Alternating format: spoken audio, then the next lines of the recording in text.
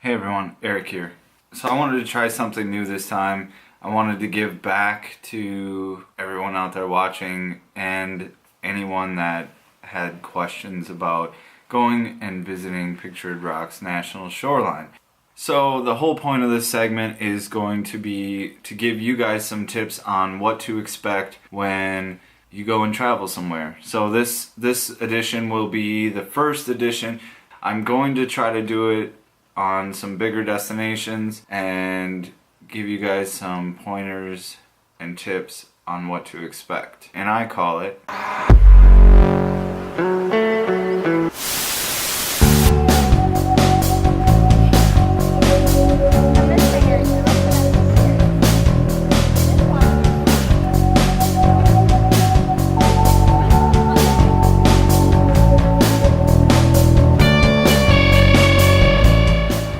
what to expect number one. First of all, we went out there blind, meaning we kind of knew where we were going to camp, but we didn't have any reservations. We didn't line up any campsites ahead of time. That's because after doing a little bit of research, Hiawatha National Forest was just south of the national shoreline, and in a national forest, we knew that we were able to do primitive camp, which primitive camping means you can pull off on the side of the road, off a state forest road, and basically as long as you're 100 feet, I believe, off a road and 100 feet away from water, you can set up tents in a kind of a remote primitive area. So that was our initial plan. However, when we got out there, we realized that without a metal fire ring, they weren't going to allow us to have a fire. So if having a fire while you're camping, which for me is a big thing, which for most people is a big thing, you may want to try to line something up ahead of time. There are first come first served campsites at the national shoreline and in Hiawatha National Forest. So we were super lucky and ended up finding one of those campsites by pure chance, and that pure chance leads me to tip number 2. Invest in a good map. So we stopped in the visitor center and we got this waterproof style map. It was a few bucks more for the waterproof style one, but I think it's well worth the couple dollar investment. But when we got out there, we really didn't know where we wanted to be or where we were going, and so when we pulled up the map, they actually had some of those campsites marked on this map, which was a great help to us. I would say if you're going to go out there and visit Pictured Rock's National Shoreline, make sure you either A, line up a campsite that's you can register for, or B, scope out sites ahead of time. That way you can get there early and drive right to them, and you're not spending a ton of time looking for a place to stay. However, like I said before, worst case scenario, you can set up and do primitive camping in the national forest. And that's not the national forest, not the national shoreline. I would say for your camping situation, either plan ahead, or if it's a last minute, spur of the moment trip, target some of those first come first serve campsites. If those are full, fall back on the primitive camping when applicable.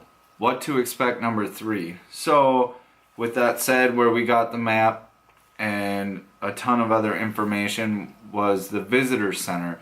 I would highly recommend stopping into the visitor center in Munising. Take the time to talk with somebody.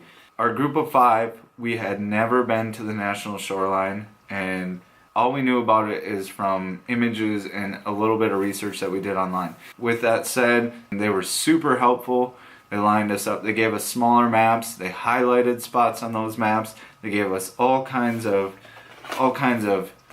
pamphlets and news and tips on what to go see and kind of when to go see it. So also in that tip, they told us about the Kitchity Kippy Big Springs, as you saw in the last video, which hands down one of the coolest things I've ever seen. So it's well worth it to go in there and take the time and try to talk to somebody and ask questions, get information, let them know how long you're going to be there for. You can tell some of the people were really passionate about their jobs and they went above and beyond to help us. Tip number 4. I already talked about this map once, and I can't reiterate enough how much this map came in handy. We found out outside of Munising, not very far outside of Munising, we had absolutely zero cell phone coverage as far as being able to pull up maps and stuff like that. So this map really came in handy. We were able to stop, lay it out on the hood of the Jeep, and figure out where we wanted to go. Now this map is a little bigger. They sell it at the visitor site. I can't recall. I want to say it was around $10, but for the waterproof one, and has the National Shoreline, Hiawatha National Forest, and Grand Island, which is just outside of Munising. The map was well worth the $10. And to wrap up this segment today, tip number 5 on what to expect.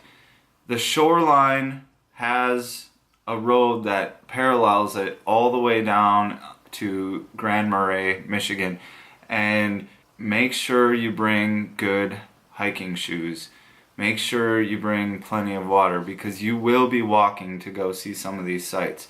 Some of them are very, very short walks, closely accessible to the road, but the road mostly runs along the outskirts of the National Shoreline land. It doesn't run along the shoreline itself. So for us, you know, there was a couple that were just a few hundred feet, and then all the way up to Chapel Rock, which was 3.2 miles. So all the places that we went and saw were beautiful, and I would highly recommend taking the trip and taking the time to walk out to these places. I would say majority of them are shorter walks, but you want to be prepared if you want to go see places like Chapel Falls, Chapel Rock, a few other ones like Miners Falls.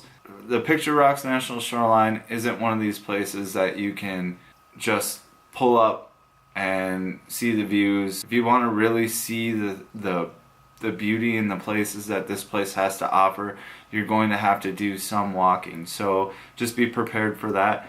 And one more little tip before I let you guys go is, if you want to see some of the images like you see on Google, make sure you plan on getting on the water. So for us, we did all the hiking stuff first, and you can see some of it, but to see the sheer cliffs with all the colored minerals in there, you're going to have to get out on the water in some way, shape, or form. Well, that's it for me tonight, guys. I really appreciate you guys watching. If you have any questions or suggestions, please leave them in the comments below. If you haven't subscribed yet, please consider subscribing. For more content coming out, I try to do at least a video a week. If you like this video, please hit that like button, and we will see you guys next time. Thanks for watching.